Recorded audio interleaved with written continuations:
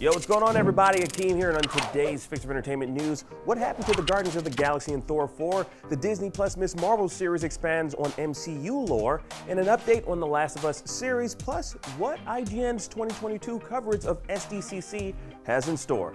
Let's drop it.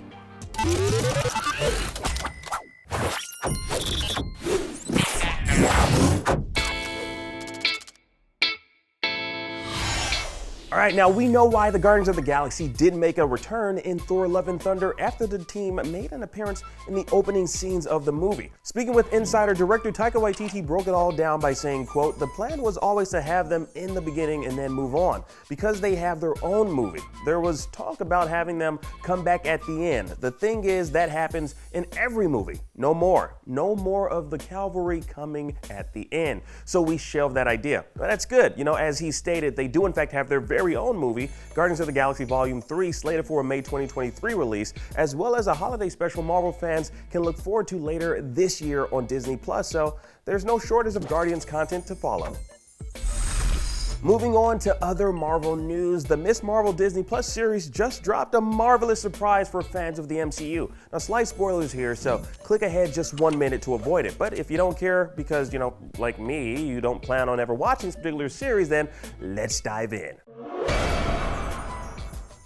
Now, in the final episode, Kamala Khan and some guy named Bruno start chatting about her jeans, not the ones that she wears, but the ones that are inside of her body, to which the latter makes a comment about noticing a mutation. Upon making that particular comment, the classic X-Men animated series theme song begins to play underneath, signaling the introduction of mutants to the MCU. Now, this is, of course, just the first stepping stone towards seeing both mutants and X-Men crossover into the MCU officially.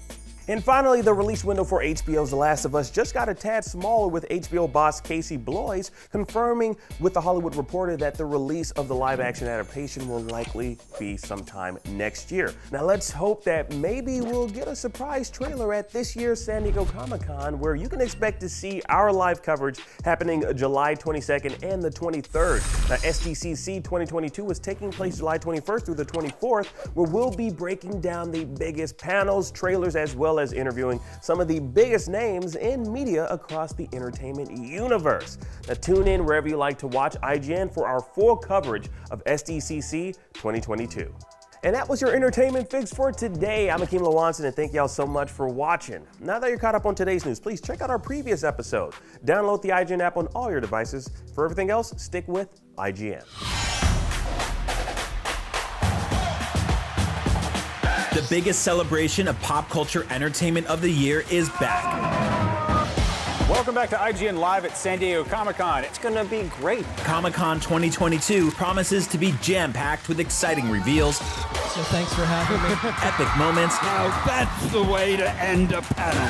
fantastic cosplay, and killer collectibles. A responsible adult expense. IGN has you covered with breaking news, There's more Marvel news that we're all very excited about. panel recaps, They showed footage from the film. Holy and the wildest, craziest, most star-studded Comic-Con live show in the universe, it'll melt your mind. where anything can and will happen. This year's lineup is absolutely massive. The Marvel Cinematic Universe, DC Comics, Lord of the Rings, House of the Dragon, Dragon Ball, Ninja Turtles, Gotham Knights, and so much more. I forgot to breathe. IGN at Comic-Con. Don't miss a second of it.